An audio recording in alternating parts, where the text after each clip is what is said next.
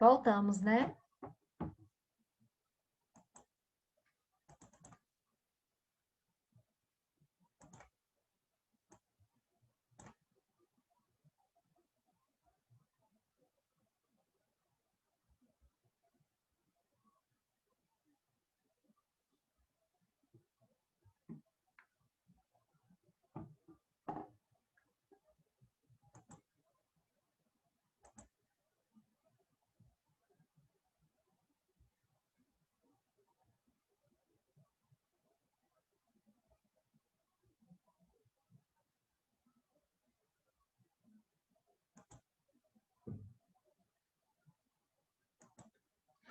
Vocês estão vendo o slide de onde parou? Sim. Ótimo, então vamos embora continuar. Bom, então, como eu estava finalizando, é o técnico de saúde que orienta ali o paciente a orienta o paciente a, a como colher ali aquele escarro, tá? E é o técnico também que faz as anotações no prontuário do paciente e no cartãozinho do paciente sobre a entrega daquela medicação. Você que estiver trabalhando lá na unidade de saúde como técnico de enfermagem, o paciente ele não veio buscar a medicação esse mês. Se ele não vier, você tem que ter o controle. Normalmente, os técnicos, eles têm o controle dos pacientes que têm que pegar medicação mensal, tá? Então, o técnico de saúde, o paciente não foi, ele tem que entrar em contato com o paciente. Se ele não conseguir contato com o paciente, ele tem que mandar o agente de saúde, né? Solicitar ali para o agente de saúde ir atrás do paciente, porque aquele paciente ele não pode ficar de maneira alguma sem aquela medicação, tá bom? Pessoal, dúvidas até aqui?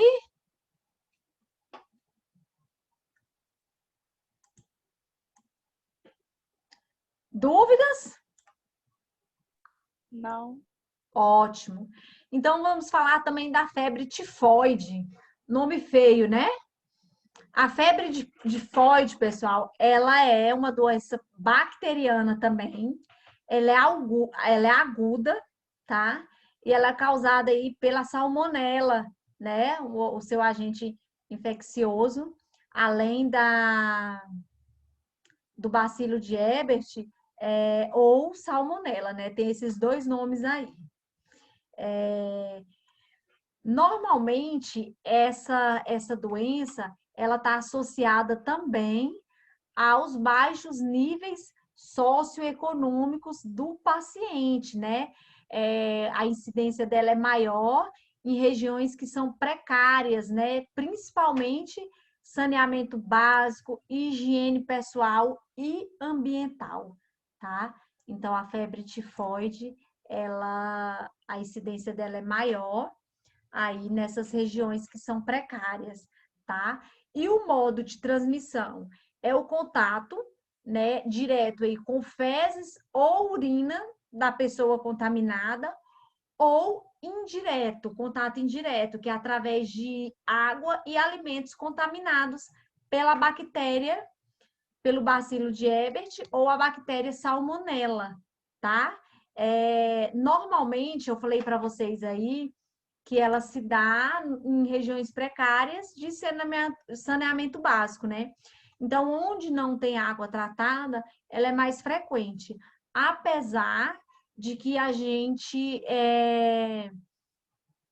hoje já está mais controlado a incidência dessa doença, mas antigamente, que não tinha tanto saneamento básico controlado igual se tem hoje, ela era mais evidente, tá? Bom, se é febre, qual o principal sintoma? Febre alta, né? A febre tifoide, o principal sintoma é a febre alta e cada dia mais aumentando, né? Além da febre, fraqueza, náusea, vômito, o aumento do baço, que a gente chama de esplenomegalia. Outro sintoma é a leucopenia, só que esse sintoma a gente só vai ver se só quando o médico pede ali um exame, né, de sangue para poder estar detectando aí, tá? Outro sintoma da febre tifoide, pode haver ali constipação alternada com diarreia. Constipação é a dificuldade de evacuar, tá? E aí pode haver aí pode alternar aí com a diarreia, tá? Mas o principal sintoma é a febre e a fraqueza, tá, pessoal? Qual que é o diagnóstico? O paciente ele vai estar relatando ali para o médico o que ele está sentindo, né? Como está ali o estado dele. O médico vai fazer um exame físico nele e vai requisitar ali um exame laboratorial, né? Para poder ver o quê? O que a gente acabou de falar? As taxas de leucócito, né? Então, esse exame, ele é fundamental para o médico fechar o diagnóstico correto. O tratamento são à base de antibióticos bacterianos, né? E orientações referentes ao saneamento básico, né? Porque não adianta nada tratar esse paciente com antibióticos e ele não cuidar ali da saúde posteriormente a isso. No caso, ter que tomar. Tudo bem que lá onde ele mora não tem água tratada, né? Um exemplo. Então, ele que procure tomar a água fervida, né? Filtrada, para poder afastar essa ocorrência de febre tifoide, tá? Normalmente, quando se acontece esse tipo de doença causada em áreas aí que o saneamento básico é precário, no caso aí da febre tifoide, da cólera, os primeiros casos já são amplamente divulgados e a vigilância sanitária, eles vão naquele local fazer vistoria e ver o que se pode fazer para poder melhorar as condições de vida, não só daquele paciente, mas de toda aquela população que está ali em volta, né? Porque se o paciente não tem saneamento básico, os vizinhos também não vai ter, né? Então, a vigilância sanitária e epidemiológica, ela sempre está atuante nesses casos, fazendo ali as vistorias e vendo o que pode ser feito para poder melhorar as condições de saneamento daquela população, daquela comunidade. Então, esse tratamento aí ele é muito importante, tá? Não basta só fornecer ali o antibiótico para o paciente, tratar ele momentaneamente, né? Porque se ele continuar com as mesmas condições básicas que ele vive, posteriormente ele vai contrair de novo a febre tifoide, não é isso? Então tem que tratar a raiz da doença, tá? Difteria. Vamos falar aí sobre a difteria. Pessoal, a difteria também é uma doença aguda, tá? Ela é bacteriana e ela atinge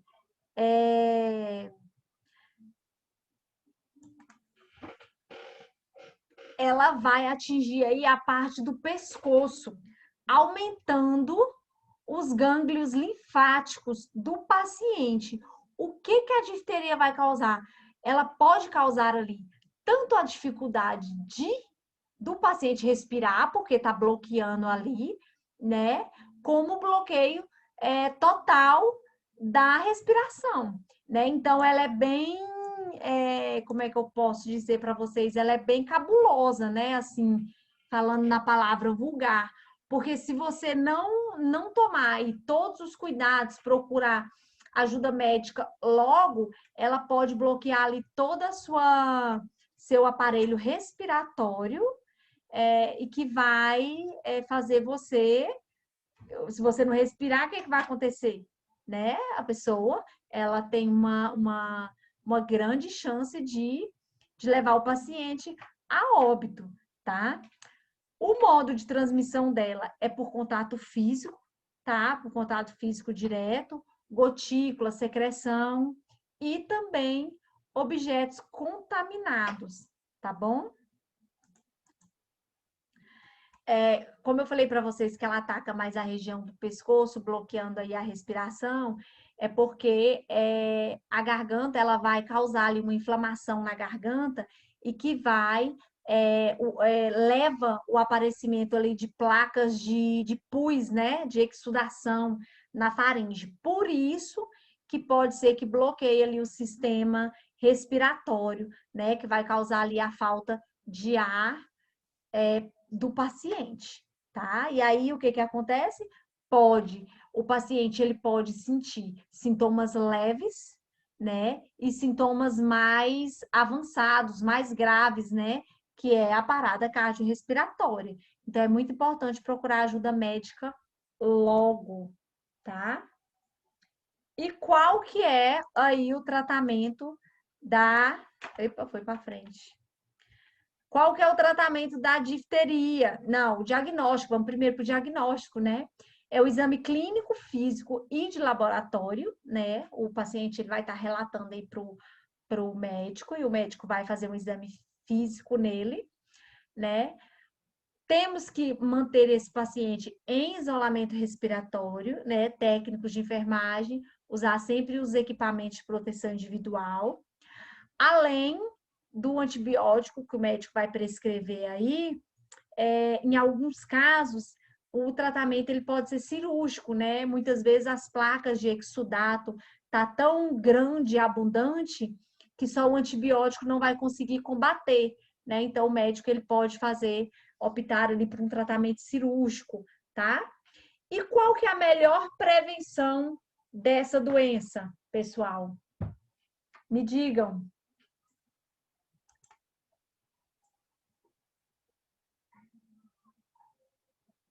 Não sabem, né?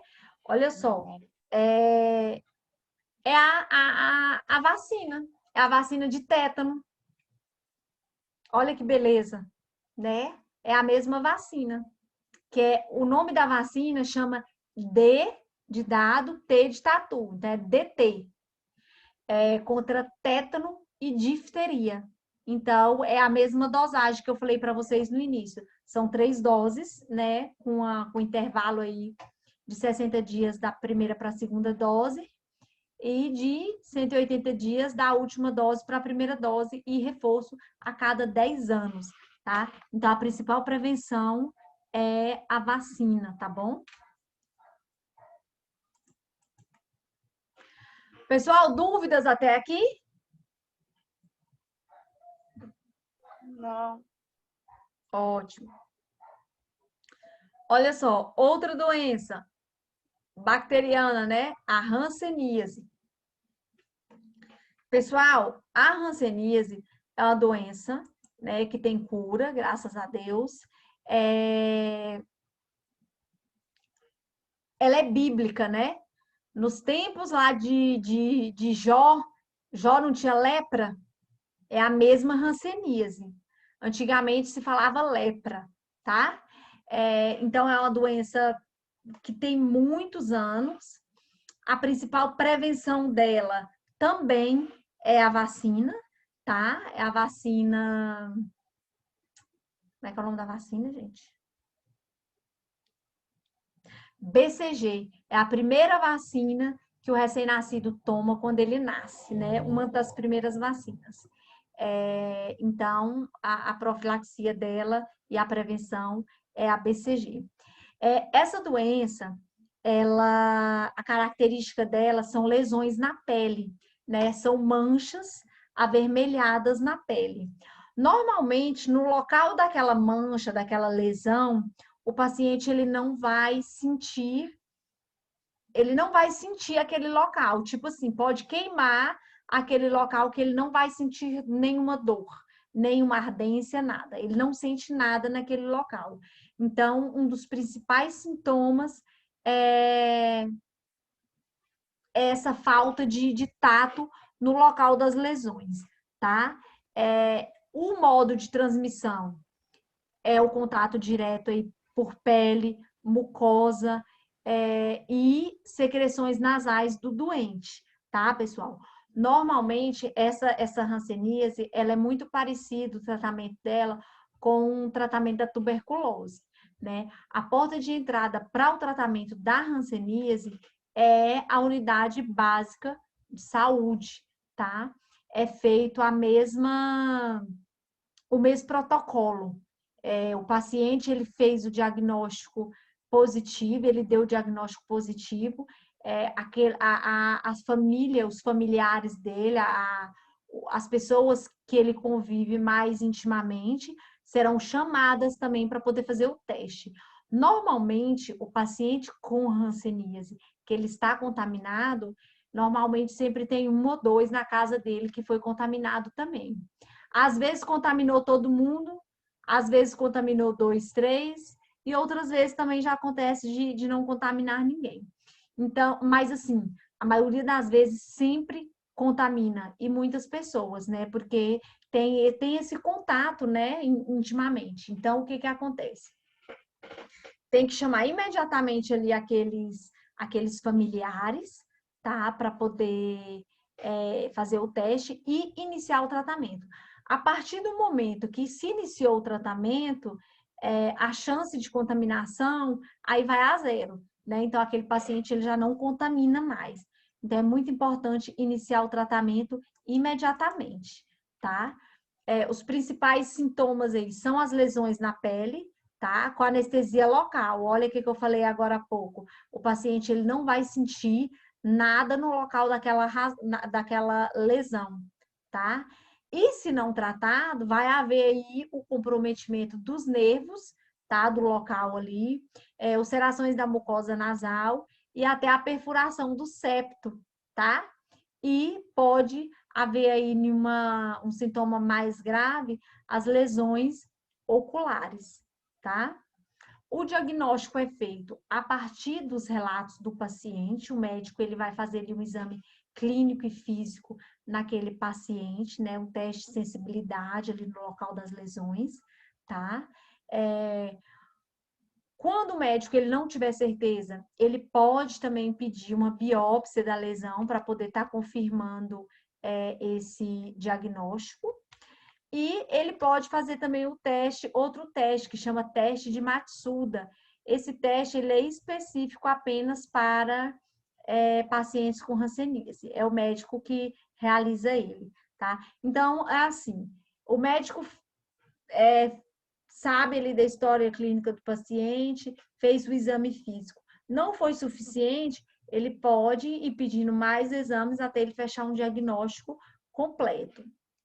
O tratamento, pessoal, lembra que eu falei lá para vocês sobre a tuberculose, que o paciente ele tem um cartãozinho que vai identificar ele, que ele tem hanseníase.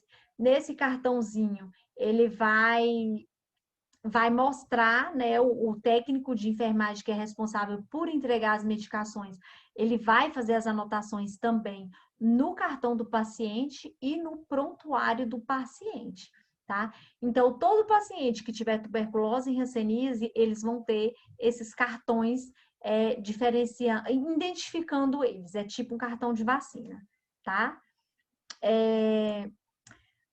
O tratamento vai depender do tipo de lesão que aquele paciente está. Pode ser lesões iniciais, lesões intermediárias e pode ser um estado mais agravado.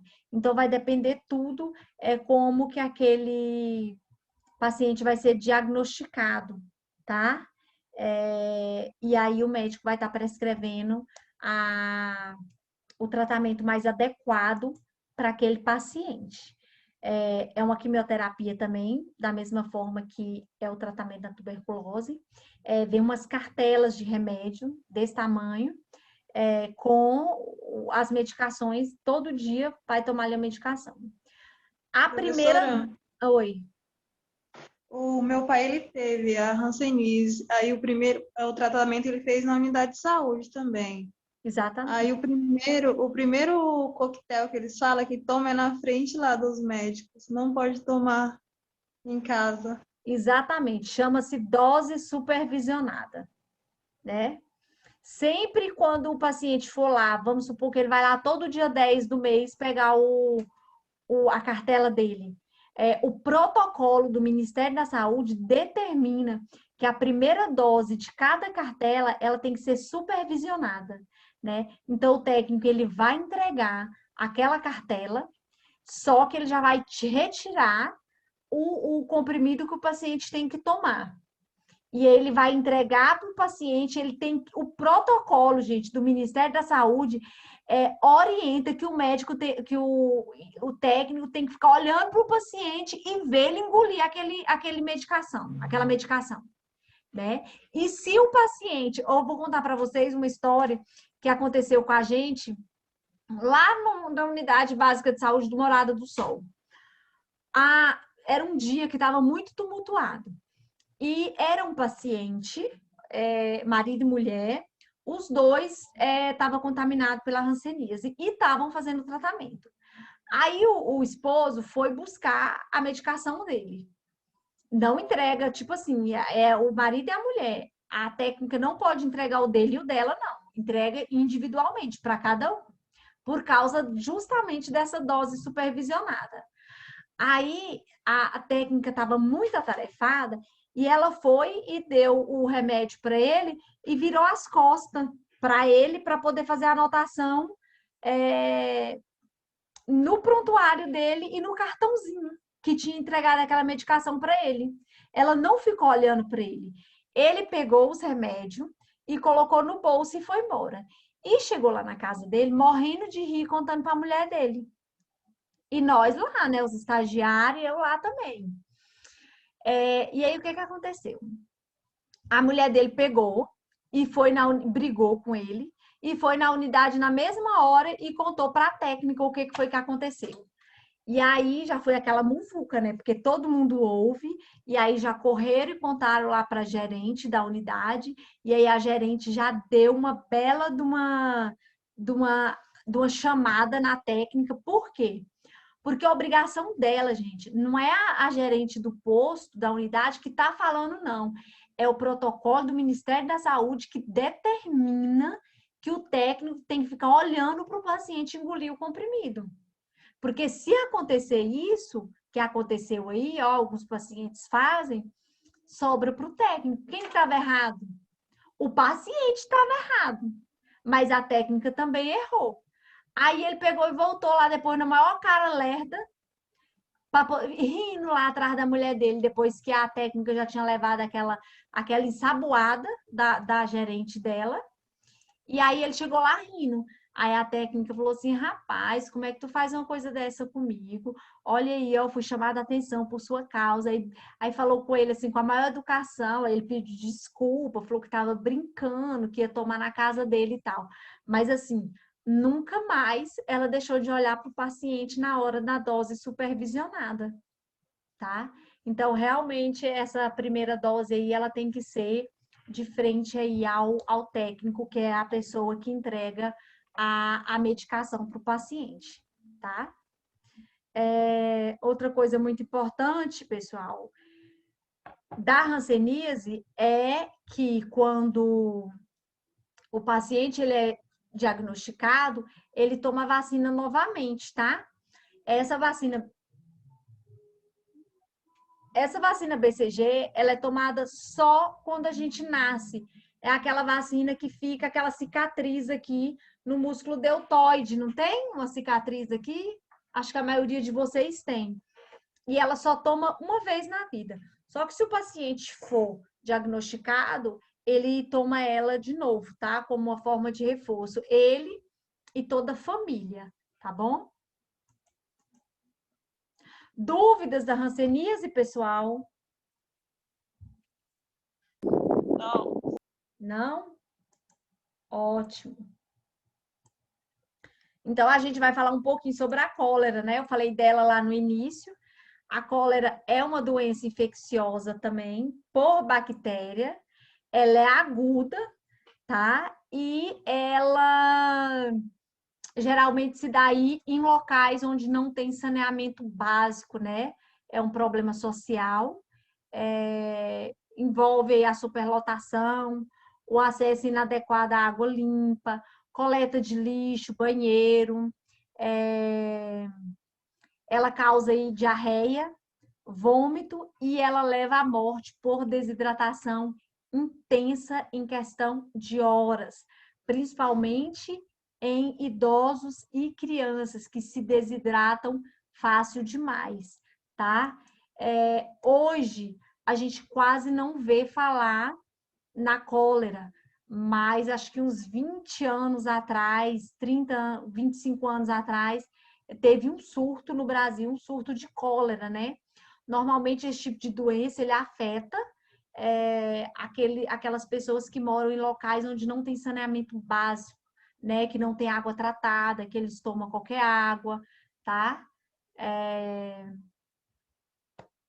Isso aí. Vamos lá.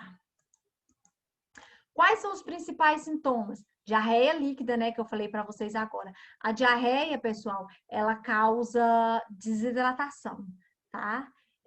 Outro sintoma, cãibras, pressão baixa, tá? E choque hipovolêmico.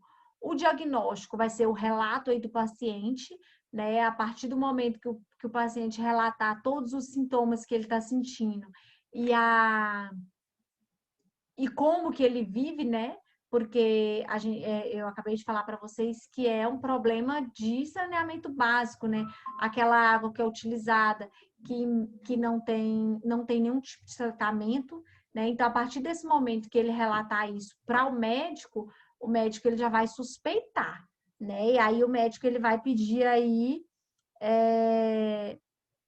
um exame clínico para poder fazer um diagnóstico mais preciso, né? O tratamento para a cólera vai ser antibióticos bacterianos, né? Esses diagnósticos precisos, pessoal, eles são muito importantes porque muitas vezes o paciente está com uma doença bacteriana, né? E tem que entrar com antibiótico bacteriano e outras vezes ele está com uma doença viral. Então, não adianta usar antibiótico viral para doença bacteriana e nem vice-versa. Por isso que é importante esses exames clínicos para poder ajudar o médico ali a fechar aquele diagnóstico. Aí ele vai entrar com o antibiótico correto, hidratação e isolamento, né? Porque esse paciente ele vai precisar de um isolamento, né? Porque ele está com uma doença bacteriana infecciosa, tá bom? Bastante hidratação, soro, líquido, tá? Dúvidas, pessoal, sobre a cólera? Não. Ótimo. Também não. E temos também a coqueluche, né? A coqueluche também é uma doença bacteriana que vai afetar a traqueia, os brônquios e bronquíolos. Essa doença, pessoal, ela é altamente contagiosa, tá? E ela vai ser mais frequente em crianças, tá? Primeiramente, os sintomas, eles são inespecíficos, tá? E depois eles vão avançar, tá? O modo de transmissão aí é o contato direto, né? Gotículas que fica ali pairando no ar. Saliva contaminada, muitas vezes o paciente ele tomou água em um copo, não lavou e foi uma outra pessoa lá, tomou água no mesmo copo. Pode haver a contaminação dessa forma, tá? Por objetos. No caso dos sintomas da coqueluche, a gente tem dois períodos de sintomas, que é o período paroxístico e o período de convalescência, né? Período catarral, paroxístico e convalescência.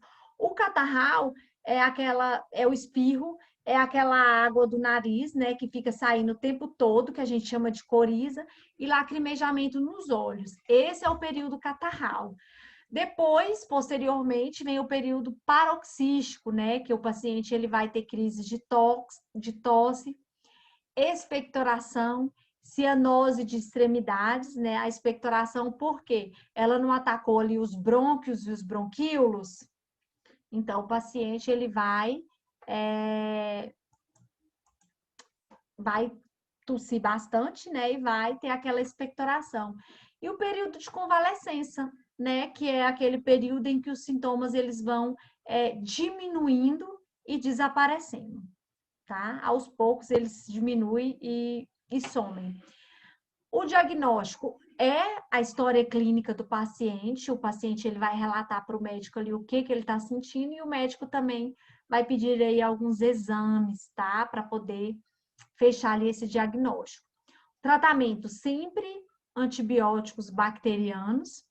Isolamento respiratório é muito importante, tá? E no caso de xarope, né, para poder aliviar a tosse, que são os antitussígenos, ok?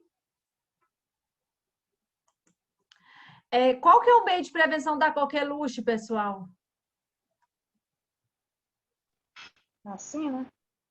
Vacina, muito bem. A vacina.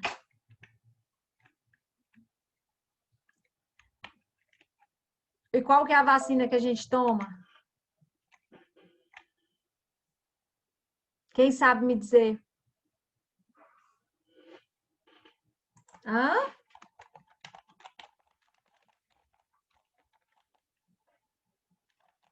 Alguém sabe me dizer? É a mesma vacina do tétano e da difteria, viu, pessoal? É a mesma DT, tá? A vacina da coqueluche. Beleza? Pessoal, tá tranquilo até aqui das doenças bacterianas? Tá tranquilo. Tranquilo, né? Lá no final, a gente vai ver os cuidados de enfermagem para todas essas doenças. Eu coloquei um só porque são basicamente a mesma coisa. Eu deixei lá para o fim, tá? E aí a gente vai falar agora um pouquinho sobre... Professora, Oi. a senhora está gravando? Não, não fala isso não, que eu não tô gravando. Tô? Tô. Tá, não. Tô não? Acho que Tá não. sim, tá sim. Ave Maria, Elber, você quer me matar? Do coração. Eu acho Por que que não não tá tá, aparecendo essa contagem? não tá aparecendo não, mas eu tô Não tá gravando. aparecendo. Não tá aparecendo aqui as contagens. Ave Maria, gente, se acontecer isso, vocês me avisam. Mas eu acho que tá, porque aqui tá aparecendo para mim dar o stop. Quando aparece stop é porque tá gravando. Então vamos lá. As doenças transmitidas por vírus, tá? Cachumba, né, gente? Principal meio de prevenção da cachumba é a vacina tetraviral, viu? Tem disponível aí pelo SUS, muito importante. A cachumba, pessoal, é uma doença infecciosa viral, né? Ela é altamente contagiosa também. E o que que ela faz? Ela vai causar aí um inchaço, né, das glândulas salivares, né? Ela vai ficar aí com esse pescocinho aí, ó, tá vendo? Quem já deu cachumba? Eu nunca dei cachumba, graças a Deus. Acho que depois de velho não dá mais não, né? E ela é bem contagiosa, né? E se não tratada, ela tem aí alguns agravantes, né? O modo de transmissão, gotícula, né? Que fica aí pairando no ar, saliva, ou contato indireto com algum objeto que o paciente pegou, contaminado, garfo, Ei, professora, copo, oi. eu queria perguntar uma coisa, mas eu tô com vergonha. Oh, meu É porque Deus! fala que quando dá a cachumba mais velha, desce pro saco. Verdade. É verdade, No caso né? da mulher, vai para onde? Pros seios. Para os ovários. Para os ovários, tá? Então, é verdade isso, né? Aí pode causar até a infertilidade, tanto da mulher quanto do homem. Por isso que é muito importante tratar. No caso da cachumba, pessoal, os sintomas, ele tem aquele período de convalescença, né? Que a gente viu ali atrás, que ele vai desaparecendo sozinho, né? Mas é muito importante tratar. Não ficar só esperando desaparecer, não. Porque pode acontecer exatamente isso que a colega falou, né? E repouso absoluto, né? Olha só, os principais sintomas: febre alta, tá? Muitas dores pelo corpo, principalmente aqui na região das glândulas salivares, onde vai haver o inchaço, né? A tumefação. Outro sintoma é a orquite, que é a inflamação dos testículos, e a ooforite, inflamação dos ovários. Por quê? Porque, se não tratada, o que vai acontecer? Vai exatamente descer, né? Falando vulgarmente, vai causar aí as inflamações dos testículos e dos ovários e causa a infertilidade, tá? Então, é muito importante esse tratamento. O diagnóstico, gente, normalmente o médico já faz o diagnóstico ali certeiro, só com o exame físico, né? E com os sintomas que o paciente vai relatar, mas ele pode também pedir um exame laboratorial para confirmar, porque não é todo mundo que tem cachumba que incha demais, igual aquele rapazinho que a gente mostrou ali, que eu mostrei ali para vocês. Muitas vezes incha pouco, né? Então, o médico, se ele ficar na dúvida, ele pode pedir um exame laboratorial. O tratamento, como o sintoma é febre e dores aí na região aí das glândulas, então o médico ele vai passar analgésico para dor e os antitérmicos para febre, né? Outras vezes, dependendo aí de como tá a situação da inflamação das glândulas salivares, ele pode também prescrever um corticoide e principalmente o repouso no leito, tá? A profilaxia, gente, é a vacina tríplice viral ou a tetraviral, tá? Hoje já tem a tetraviral aí que combate a cachumba. Normalmente, criança até 6 anos toma essa vacina, tá bom? Até os 6 anos de idade para a criança, só que o adulto ele toma também em 2 doses, com intervalo de 30 dias de uma dose para outra, tá bom?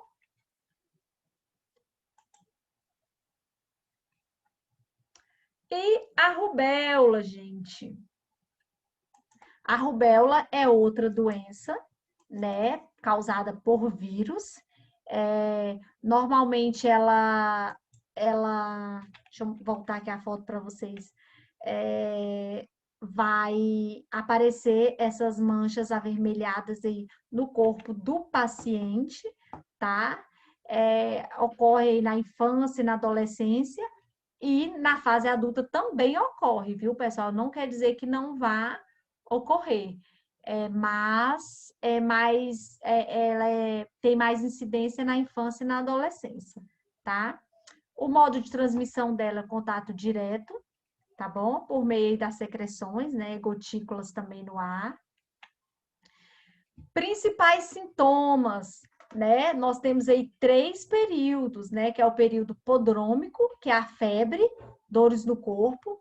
O anxetemático, que surge aí essas manchas pelo corpo e no couro cabeludo. E o de descamação, né? Que a pele vai ficar ressecada e coçando, tá? No local dessas manchas. Então, temos aí esses 3 períodos no caso dos sintomas.